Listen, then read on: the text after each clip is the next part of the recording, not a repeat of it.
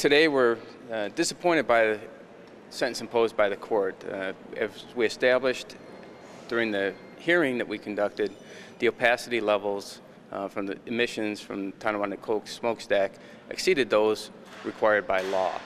But apparently the court wants more information concerning what actually is in the pollutants that are being emitted from that smokestack. So for us, we're going to continue to monitor and vigilantly figure out a way to give the court the information it's looking for in terms of the substances that are being emitted there.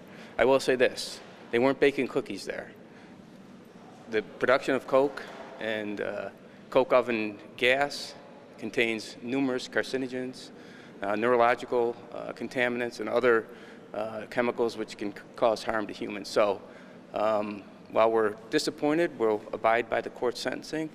We're going to remain vigilant with our partners, our enforcement partners, to be able to try and monitor and continue to monitor, as we have, the operations at Tonawanda Coke. Did you not anticipate that the judge would want that kind of information ahead of this trial? Well, the entire regulatory scheme is predicated upon this opacity element.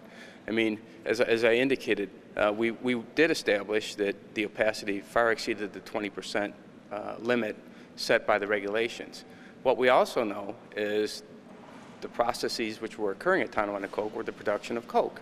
And as we also have established that production of Coke produces Coke oven gas. Coke oven gas is a hazardous air pollutant containing, as I said earlier, chemicals such as benzene, toluene, and other chemicals which, are known human carcinogens. So it's very difficult to be able to tell exactly what is emitted from the smokestack. I will say this, that several months ago, our enforcement partners did ask Tonawanda Coke to perform exactly that analysis and tell us exactly what was coming from being emitted from the opaque smoke which was being emitted from their facility. They failed to comply with that, and they failed to provide that information to us. We'll figure out a way to get it, and we're going to get it. The judge said a test was asked to be done on that waste heat stack. What was done today? What was required today? Yes, we asked Tonawanda Coke to do that as part of our regulatory partners, I should say, asked Tonawanda Coke to do that as part of their monitoring of the situation. They did not provide that information. They also did not provide it to the court. They have access to that smokestack. We'll figure out a way to. Was Jed Scretny told that? Why not find a way to get that emission report? Well, we will be doing that. Then why the push for the immediate hearing without that information, which led to the judge to say that you guys just failed to prove your burden here?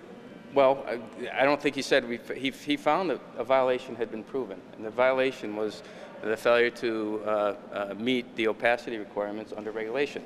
The entire regulatory scheme is set up upon monitoring sort of technology. The harm-based evidence that the court was looking for is not the manner in which the regulatory scheme is set up. So it's additional information. I understand that the court wanted that sort of information. We're going to figure out a way to get it to them. But why the push for this immediate hearing without that information? Because we believe that with the regulatory, basically because it's our job to enforce the law. And in this case, the law requires that opacity not exceed 20%. Clearly, it has exceeded 20%. Now, the import of that, that's obviously up to the court to determine. We established a violation of the law. Now, what the court decided to do with that, that's why we have judges to impose sentences. So we're going to abide by the sentence, but we will figure out a way, working with our partners, to make sure that that information does. But Judge Scretny said that he looked at Tonawanda Coke as if they were cooperating with the investigation, cooperating with proceedings, but you're saying that they didn't give you the evidence that was necessary for this trial or for this case. What do you have to say to that? Well, as I said, as I indicated, I'm not going to characterize it. I will tell you that we did ask for it through our regulatory partners. We did not receive it. The determination still, of course, was guilty, and there were several sanctions that were brought down. What's your response to at least what was brought forward? Well, we did ask for a third-party monitor, so we are pleased with that, because I think that will just bring to bear another set of eyes, if you will, to be able to monitor and see exactly what's going on inside that facility. Now, Tonawanda Coke did admit fault in having those high opacity levels, but they said that they don't believe that they have had any harm on the public, and they feel that the federal government can't prove that. What's your position on that, and how can you prove that? Well, as I said, they're not baking cookies there. They're making Coke, and we know there's study after study that shows in the process of making Coke, certain hazardous chemicals are produced. Chemicals, as I said, such as benzene, toluene, and other chemicals that are carcinogenic, known human carcinogens, and known known to cause neurological disorders and other issues adverse to human health. So we'll abide by the court's decision. Tonawanda Coke's attorneys said today that the government isn't interested in a resolution, it just wants to shut the plant down. It's never been our objective to try and shut the plant down. Our objective is, and always has been, as it is in every case, to get people to comply with the law. I always say this as U.S. Attorney, as much as I'd like to be able to force people to respect one another and respect the community in which they operate, I can't do that. The only thing I can do is force them to promote respect for the law by enforcing the law. That's what we've done here. And that's really the limits of our authority at this point. And Mr. Manko, you mentioned in court also that the nation as a whole would essentially be watching what the judge's ruling would be here based on this probation violation.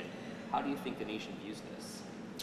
Well, they are now subject to an independent monitor, as one of the questions earlier. So an independent party now gets to pass on the compliance and operational requirements that are ongoing at Tonawanda Coke.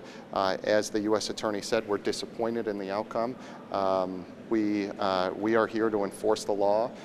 We believe the law was being violated day in and day out. It's still being violated.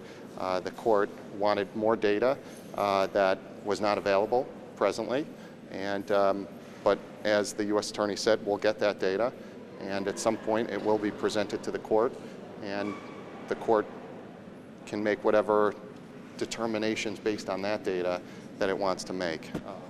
I did talk about the impact in the country. We do have environmental laws that need to be followed. This one, as the courts found, is not being followed. So we'll see what Can you break down message. for us what happens now? I mean, in layman's terms, what is the additional probation that Judge Stratney announced today? Sure. So he ordered that within 1 week, the parties will submit a list of independent monitors who are experts in the field and independent from anybody who is doing inspections currently at the facility. We will submit those names to the court, and the court will make a determination as to who the court will select to do that oversight. From there, the court has imposed 2 other conditions. One involves the completion of the of the waste stack protocol, which, as the U.S. Attorney said, was originally asked for in June. It wasn't provided until approximately 6 weeks later on July 23rd. So in a way, that process is underway. The court seems interested in knowing the exact makeup of the material coming out of that waste heat stack.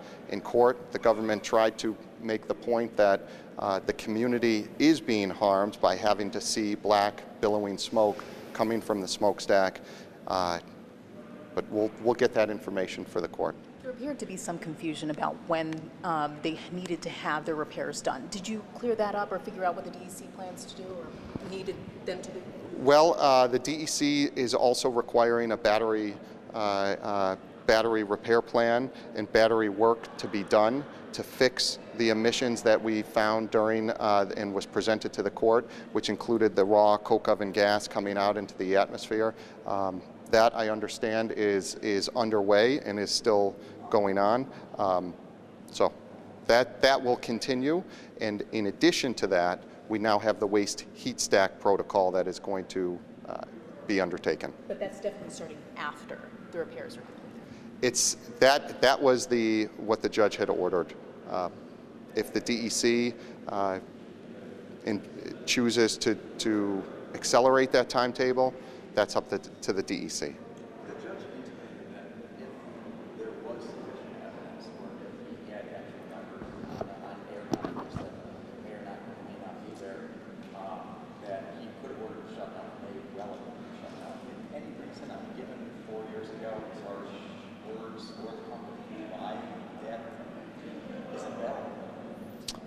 Well, there's only 2 air monitoring stations that currently are in effect. Those are 2 discrete air monitors that are in different locations north of Tonawanda Coke. So if the wind is blowing towards the west, they're not going to pick up anything. If the wind is blowing towards the south, those air monitors are not going to pick up anything. As to a more complete monitoring system, that's not, the U.S. Attorney's Office can't speak to that. We were not involved in the placement of those air monitors or the operation of them.